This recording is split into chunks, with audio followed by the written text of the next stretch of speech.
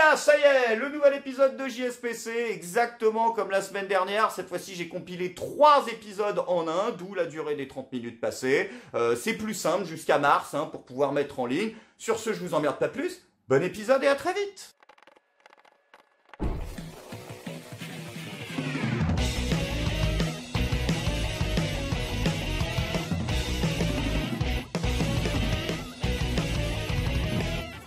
Oh, je suis pas content. Il y a Balkany qui est sorti de prison. Oui, Balkany. Après 152 jours de prison, j'ai compté, Patrick Balkany est libre. Il est sorti il y a 1h30 de la maison d'arrêt de la santé à Paris. C'est bien son état de santé qui a poussé le parquet à prononcer sa remise en liberté sous contrôle judiciaire. La semaine dernière, en effet, un rapport médical alarmant évoquait une grave pathologie digestive ainsi qu'un sévère état dépressif, incompatible avec sa détention. Je suis excité comme si j'avais 2 ans. Non. Je suis très inquiète parce que ce qui mange le plus facilement en ce moment, ce sont des miel pops avec du lait. Et je ne sais pas si mon petit-fils les a pas tous mangés à la maison la dernière fois qu'il est venu. Il va falloir que je m'arrête pour acheter des miel pops. Ah bah quand même, vous voyez, tous les gens qui disent oui, Balkany c'est bon, ils roulent sur l'or, ils ont la vie tranquille. Mais oh, attendez, ils sont même obligés de faire des détours pour acheter des miel pops.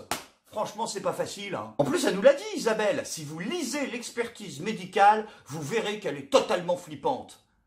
Mais genre, plus flippante que votre déclaration de patrimoine ou pas? Non, franchement, c'est bien qu'il soit sorti, Patrick. Bah, pour les habitants de Levallois, déjà, parce qu'il va pouvoir filer un coup de main à Isabelle. Attends, c'est vachement dur de gérer une ville tout seul.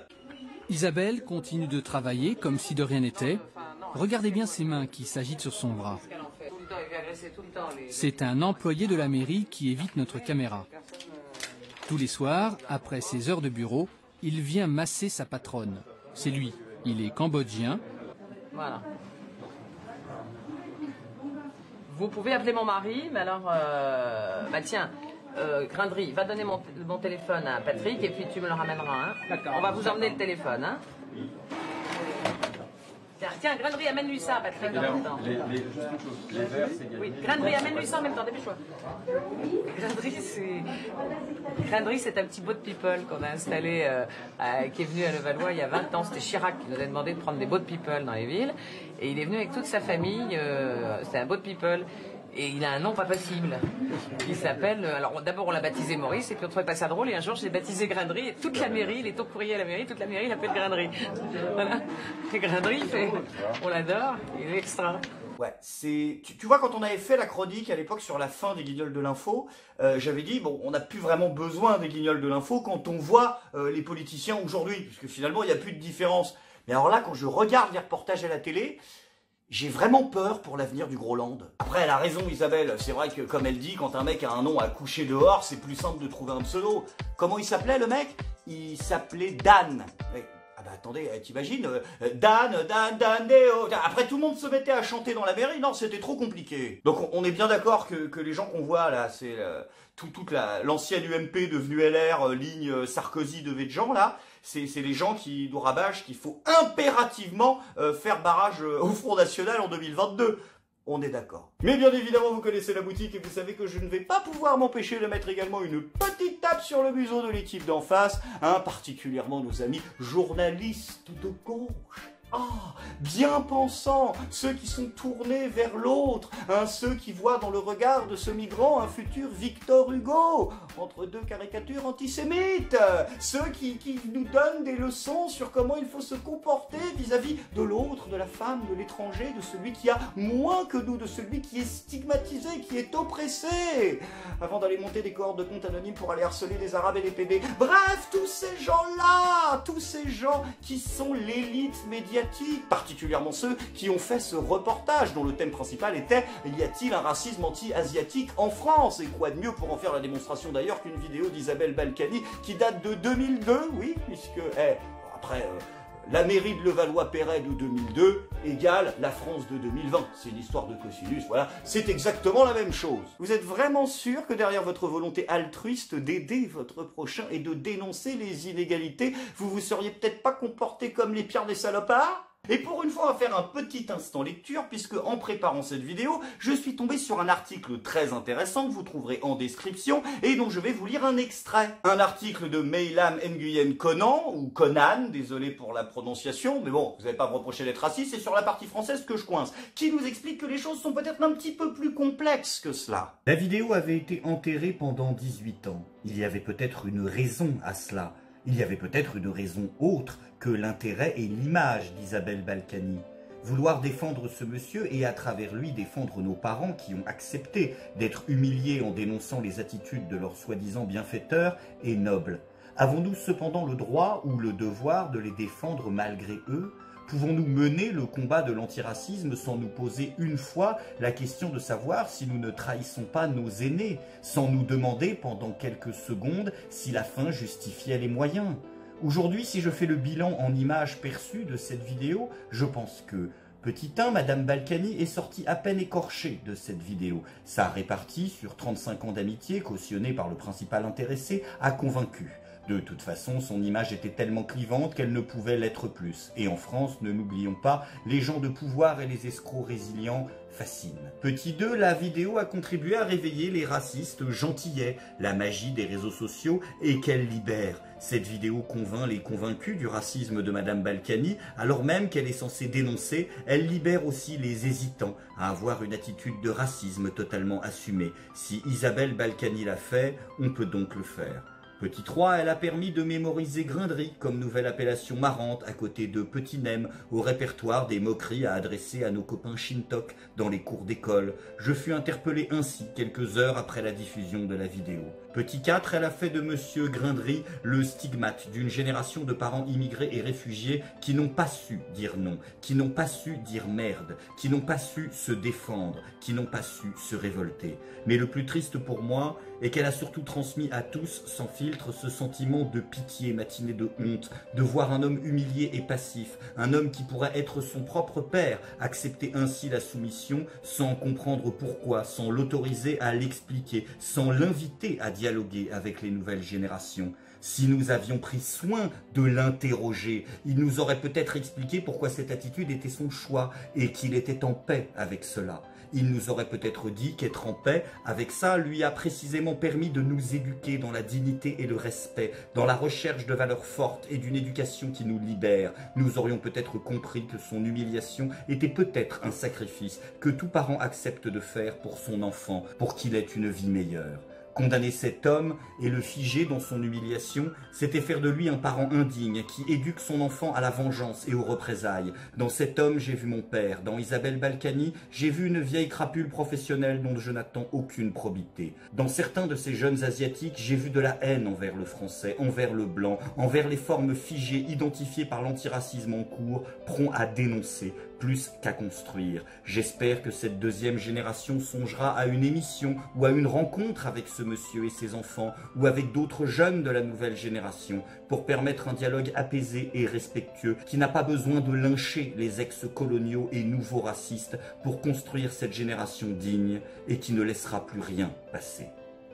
Bah oui, tous les donneurs de leçons de la caste médiatique, ceux qui pensent comme il faut penser, hein, la prochaine fois que vous faites un reportage ou que vous ressortez un reportage pour prouver à tout le monde que la France est incroyablement raciste, essayez quand même de pas trop dire de merde. Tous les soirs, après ses heures de bureau, il vient masser sa patronne.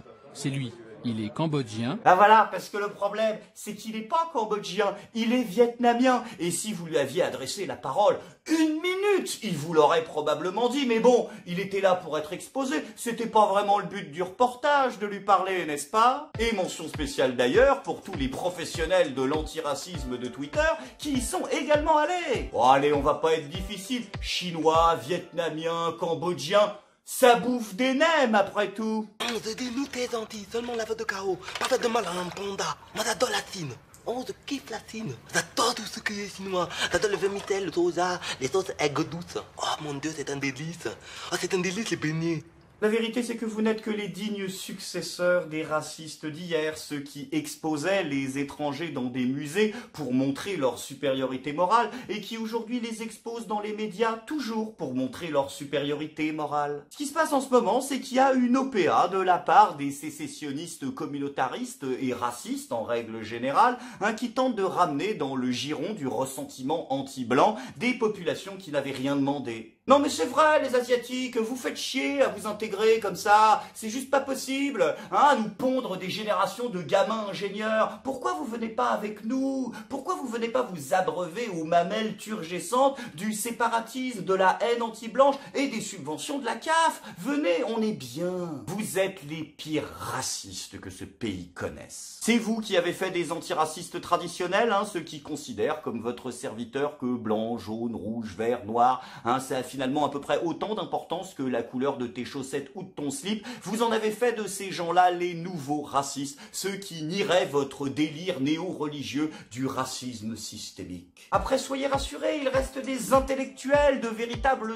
antiracistes, souvent des artistes d'ailleurs. On est obligé de faire ce travail, nous autres, à l'image de mon collègue artiste, rappeur pour le coup, le toutou bien dressé de l'antiracisme des années 80. Vous avez l'autre là, l'Égyptien là, l'Égyptien du Front National. L'Égyptien du Front National. Bah dis donc.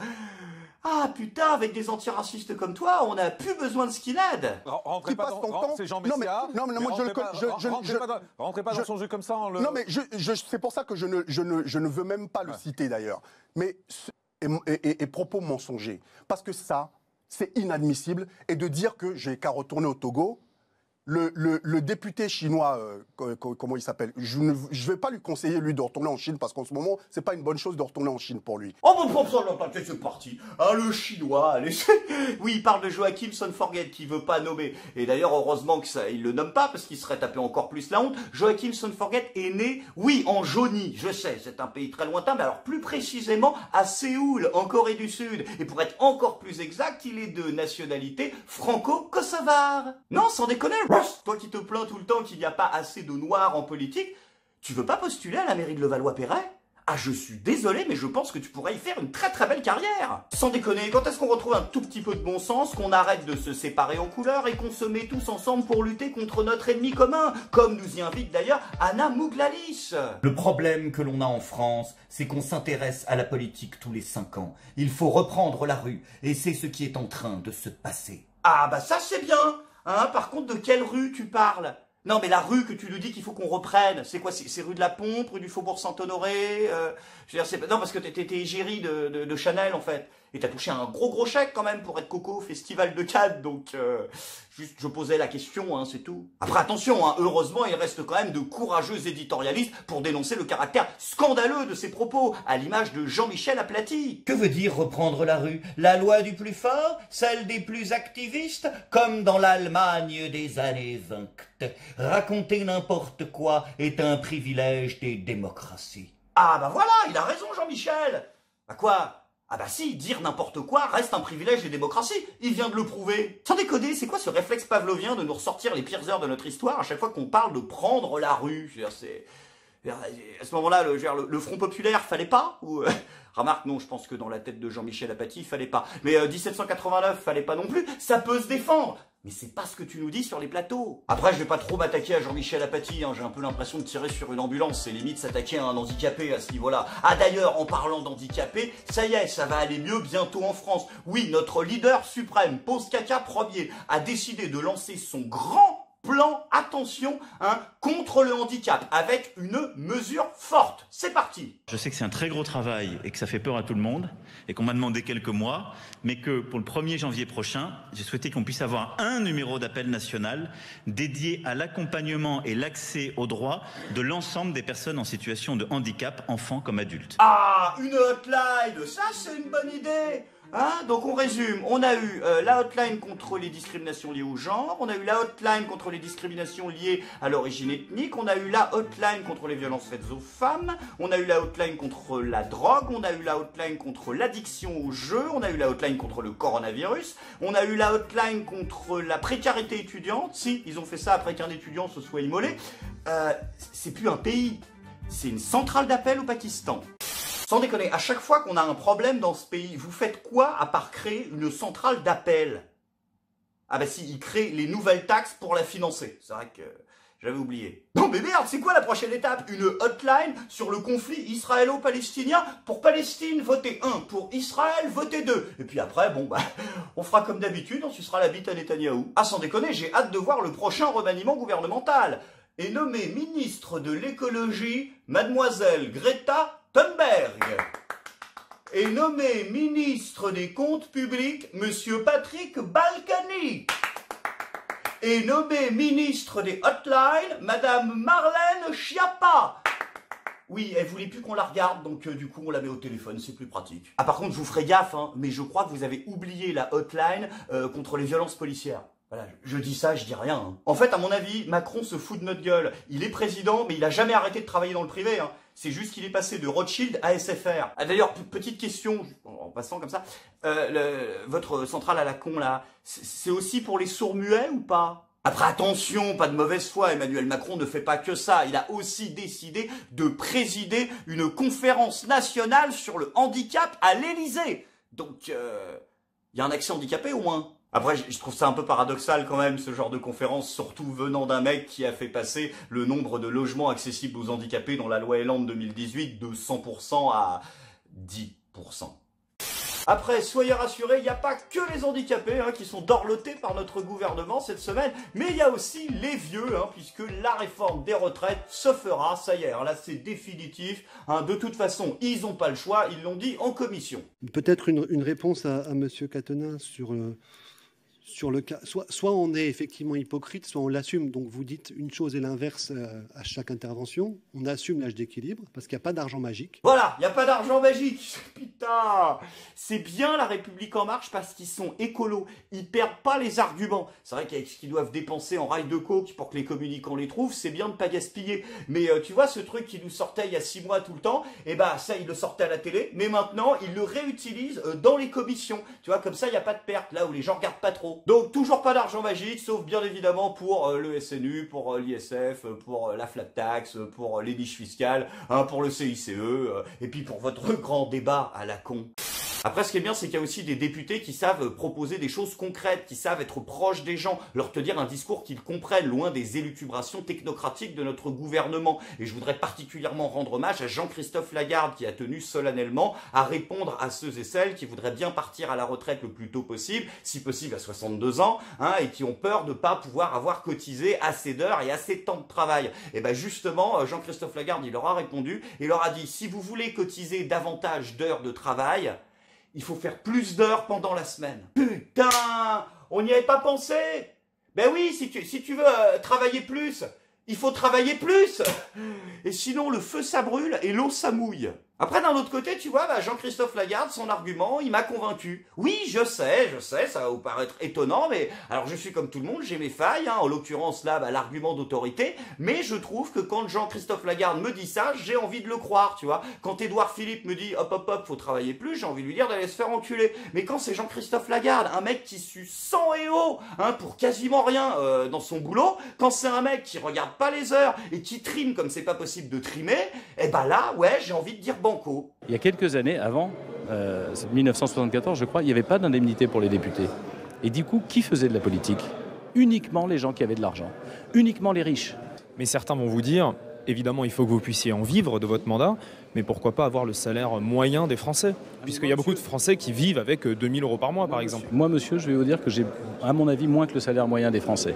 Au regard, oui, il faut un petit peu réfléchir, au regard du nombre d'heures que j'y consacre, du peu de week-end que je peux avoir, et des responsabilités que j'exerce. Quand vous travaillez 15 heures par jour, quand je fais visiter l'Assemblée nationale ici, il y a des groupes d'enfants... Alors, ok, ce n'est pas le travail d'un député d'organiser des visites scolaires le mercredi. Non mais je te le dis, hein, parce que si tu veux, moi quand il y a des abonnés qui viennent visiter les locaux, j'ai pas l'indécence de considérer ça comme du temps de travail, si tu veux, faut arrêter de se foutre de la gueule des gens. Et deuxièmement, je suis allé vérifier. Hein. Tu gagnes 11 552 € par mois. C'est l'hôpital qui se fout de la carte vitale. Vous avez vraiment un problème avec les zéros, hein. Non, parce que Macron qui confond 100% de logements pour les handicapés et 10%, tu vois, et lui qui confond 1002 par mois et 12 000. Tu vois, c'est vrai. En fait, tu m'étonnes que les mecs qui se disent ouais, 5 euros d'APL, c'est pas grave, ça va pas changer leur vie. Non, vous avez mal lu, hein. Vous arrêtez de prendre les gens pour des cons. Après, faut pas s'étonner qu'il y ait des gens qui commettent des graves infractions, sérieusement. Heureusement que France Inter est là pour les dénoncer. Des militants anarchistes et écologistes ont dévasté hier le bureau parisien de BlackRock. Par glissements successifs, la violence s'installe dans les revendications. À quand les atteintes à l'intégrité physique? À quand les atteintes à l'intégrité physique? Je sais pas, il faut... Enfin, moi, je suis pas concerné, mais je pense que tu pourrais demander aux 2000 blessés, aux 26 éborgnés, aux 5 mains arrachées, pas aux mains en tant que telles, donc aux gens qui les ont perdus, hein, et puis, enfin non, aux morts, ça va être difficile, hein, puis voilà, on va pas verser dans le complotisme, sauf si peut-être Marlène Schiappa ramène sa boule de cristal, les mecs peuvent dire, non, en fait, les flics, ils y sont pour rien, mais je sais pas, il faut demander à ces gens-là, je pense qu'ils ont un avis sur la question. Non, parce que si tu veux tes murs en placo, si t'appelles PPZ, un coup de peinture, c'est plié normalement. Hein, voilà, il n'y a toujours pas de peinture magique qui font repousser les yeux. Non, ça n'existe pas. C'est un concours interne de suçage de bites avec BFM TV ou c'est comment? Hein, parce que vous ne les détrônerez pas, arrêtez le massacre. Non, ils sont indétrônables. C'est vrai que là, ils sont un petit peu tensés en ce moment par CNews, par France Inter et tout ça. Mais là, du coup, ils ont décidé de passer les bouchées doubles cette semaine, BFM. Ils ont sorti Anna Cabana. Anna Cabana. Non, je réfléchis parce qu'à mon avis, il va falloir trouver des idées de jingle parce que elle, c'est quand même une sacrée championne. Donc là, on est hors catégorie. Donc la dame, là, elle va tenter de nous expliquer pourquoi Macron fait des fois quand même des conneries monumentales et pourquoi les députés, hein, d'un autre côté, ouvrent pas trop leur gueule pour corriger ces conneries.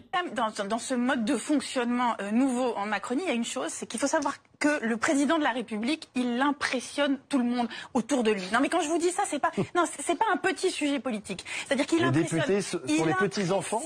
Et ses conseillers et les ministres au fond, ils sont tous bluffés. Mais au lieu d'être facteur, si vous voulez, d'une belle et saine émulation, eh bien, ce caractère impressionnant du président de la République paralyse le système. C'est-à-dire qu'en fait, ils ont tous au fond une forme de sidération parce que il est exceptionnel, Emmanuel Macron. Il fait des erreurs comme tout le monde. Il fait des erreurs monumentales, bien sûr, mais c'est pas le sujet. C'est qu'en fait, il y a dans son tempérament, dans son intelligence, dans la chimie assez exceptionnelle de son. Et ça interdirait un député de dire attendez, là, on est en train de faire une bêtise. Mais bien sûr que oui. La chimie exceptionnelle, t'as dit, c'est ça, de son être. Oh, même Kim Jong, ça le choque. Et d'ailleurs, il n'y a pas que Anna Cabana qui est en première ligne pour défendre le président de la République. Non, il y a Marlène Schiappa aussi. Elle est en première ligne, mais au sens propre. Je serai celle qui se placera entre la balle et le président, s'il le faut. Eh ben dis donc, putain. Tu te fais des films dans ta tête ou pas le soir, avant de t'endormir? C'est-à-dire, tu penses que t'es dans la résistance et tout, tu te crées des scénarios face à des hordes de fascistes. Tu te refais Tolkien, c'est la bataille du gouffre de Helm, sauf que c'est pas des orques, c'est des gilets jaunes. Il se passe quoi dans ta caboche? En plus, c'est contre-productif ton projet, Marlène. Mais parce que le but, c'est de la ralentir ou de la dévier, la bastos. Je veux dire, ça sert à rien. Un sniper, quand il vise en général, tu vois, c'est la tête pour atteindre le cerveau ou le cœur. Bon, admettons, tu t'interposes, tu fais à peu près la même taille. Donc si la balle passe par la tête, t'as pas de cerveau pour ralentir, donc ça va pas servir à grand chose. Le cœur, pareil, t'en as pas, donc la poitrine, on est baisé, non, c'est...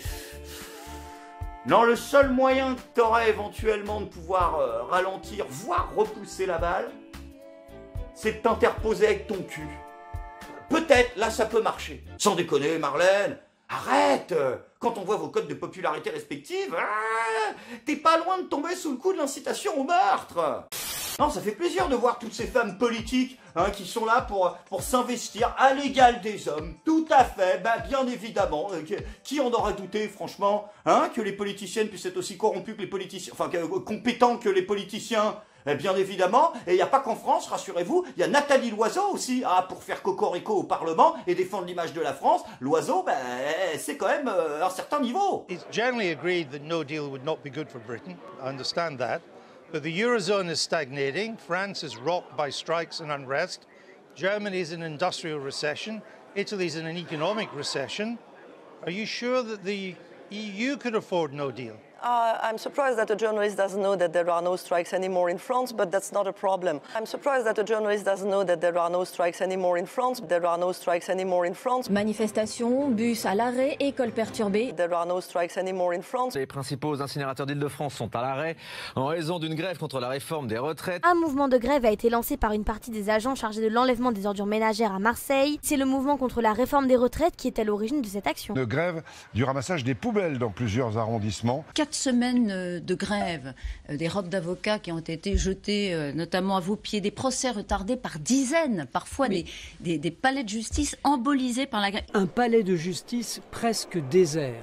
Les juges grenoblois renvoient plus de 90% des audiences civiles à la demande des avocats grévistes. Les réseaux de bus et de tramways sont quasiment à l'arrêt dans plusieurs villes. Ces jours de grève à Nice, les 3 lignes du tramway sont à l'arrêt et presque aucun bus ne circule dans la métropole niçoise. Dans cette école, 5 enseignants sur 7 sont en grève et aucun accueil n'est prévu. I'm surprised that the journalist doesn't know that there are no strikes anymore in France. Ouais, bah c'était pas un problème de langue alors. Hein. Non, parce que je disais au début, c'est peut-être ces histoires d'Allemagne là qui... Non, mais même en anglais, elle n'arrive pas à mentir correctement. En tout cas, une chose est sûre, l'oiseau de mauvais augure a définitivement plus de plomb dans l'aile que dans la tête. Mais non, enculé, c'était une blague normale. Sans transition les amis, c'est maintenant le moment de la bonne nouvelle du jour. Une bonne nouvelle du jour un peu sélective aujourd'hui, je suis désolé, hein, puisqu'on va parler des élections municipales et particulièrement des élections municipales à Paris. Hein, je pose encore mon cul dans cette ville pour un peu moins d'un mois, hein, donc je suis quand même concerné par l'avenir de la capitale, encore un petit peu. Et donc aujourd'hui, on va faire un peu de pédagogie citoyenne. C'est un peu mon rôle, à moi aussi, hein, au-delà du rôle du bouffon, je vais essayer de vous aider, de vous présenter, parce que c'est mon devoir d'information aussi, tous ces merveilleux candidats qui sont en lice pour changer hein, la capitale, en faire à nouveau la ville lumière, hein, bien évidemment. Il faudra peut-être déjà commencer à la nettoyer, mais bon, c'est pas grave. Hein, donc on va présenter les 3 plus grands d'entre eux, histoire de vous aider à faire votre choix. Et on commence tout de suite avec Cédric Villani. Alors, bon, Villani, voilà, c'est pour tous ceux d'entre vous qui auraient vraiment... Qu'on en marre de la com, qu'on en marre de la vulgarité, qu'on en marre des effets de manche, qu'on a envie d'être dans les arguments, voilà, 300 de QI et pas autodiag, hein. Donc non, voilà, on est sur un mec, on est sur des arguments, de la pensée critique, il y a une virgule qui est pas à sa place, c'est sûr que le mec va la remarquer. Donc là, on part vraiment, comment dirais-je, sur du meeting aristotélicien. Oh, Villani, roi de Paris, que j'aime ton génie. Oh Villani, toi l'as compris, ils n'ont pas ton QI, certainement pas Rachida Dati. Oh, grand prince des araignées, vivement que tu viennes à régner.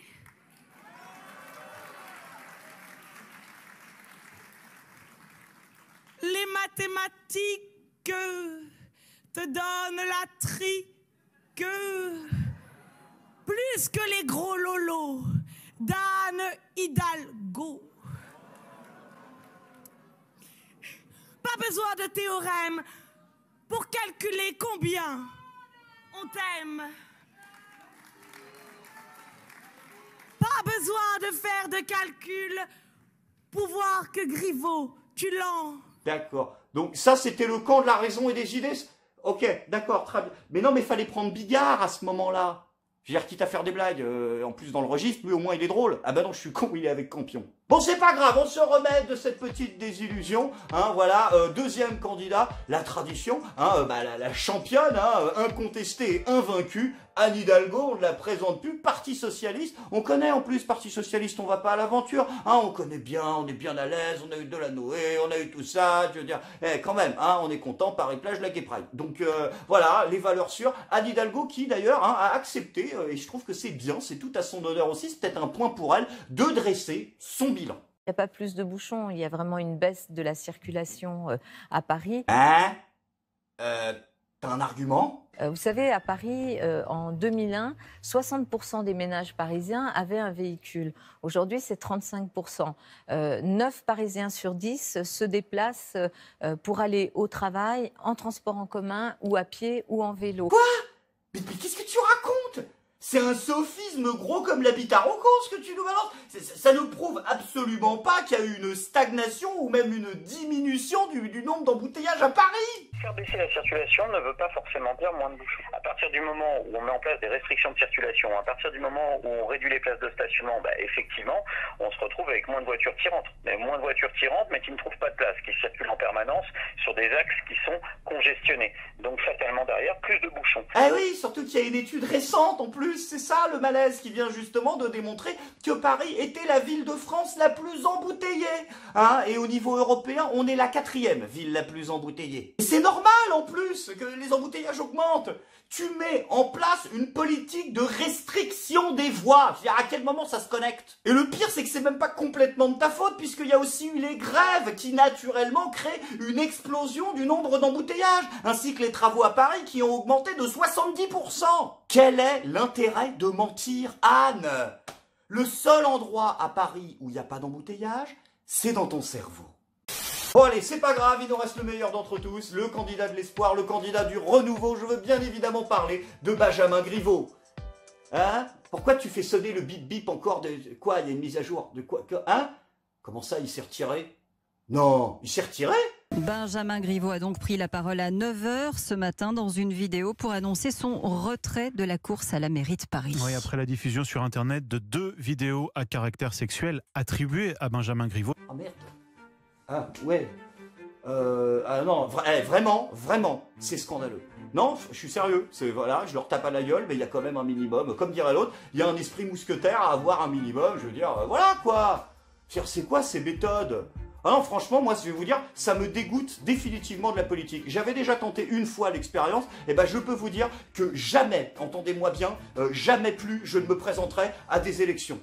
Et que si jamais vous trouviez par exemple une sextape de moi et ou vraiment de la députée Claire au Petit, par exemple, vraiment c'est un fake grossier et vraiment je n'ai rien à voir avec ça, d'accord? Après, heureusement, j'espère que cet incident aura le mérite de clouer définitivement le bec à ceux qui disent que Griveaux, il en branle pas une.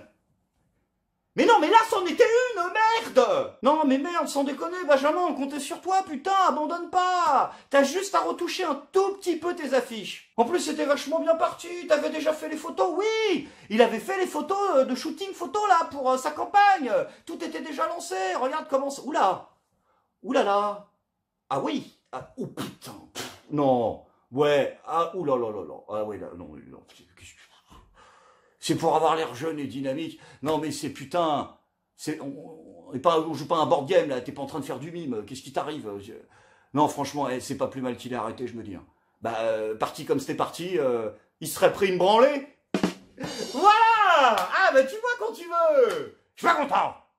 Petit post générique exceptionnel, les amis. Oui, petit post générique, ça n'arrive pas tout le temps, mais aujourd'hui, je voudrais aider quelqu'un de la chaîne. Bah oui, je l'avais déjà fait une fois quand Nico, le monteur des grosses vidéos de la chaîne, avait eu un souci et cherchait un logement pour pouvoir continuer à vivre à Paris. Donc, grâce à vous, il peut continuer à être à Paris et vous en remercie beaucoup d'ailleurs. Et bah là, c'est TerrePro qui a un souci. Alors, TerrePro, c'est un des hommes de l'ombre de la chaîne. Il bosse pas directement sur la chaîne, mais ce qu'il y a autour, puisqu'il est l'un des administrateurs principaux du Discord. C'est-à-dire qu'il fait tout son possible bénévolement pour que vous puissiez vous parler entre vous et vous rencontrer également, voilà, lier des liens au sein de la communauté. Et TerrePro, bah, il a un petit souci, c'est qu'il a payé son boulot et qu'il peut plus payer les traites de sa baraque. Aussi, si parmi les abonnés de la chaîne, vous qui regardez cette vidéo, il y a des chefs d'entreprise ou des gens qui travaillent dans une entreprise et qui savent que cette entreprise est intéressée par son profil, justement, bah, n'hésitez pas à le contacter, vous trouverez son mail en description de la vidéo.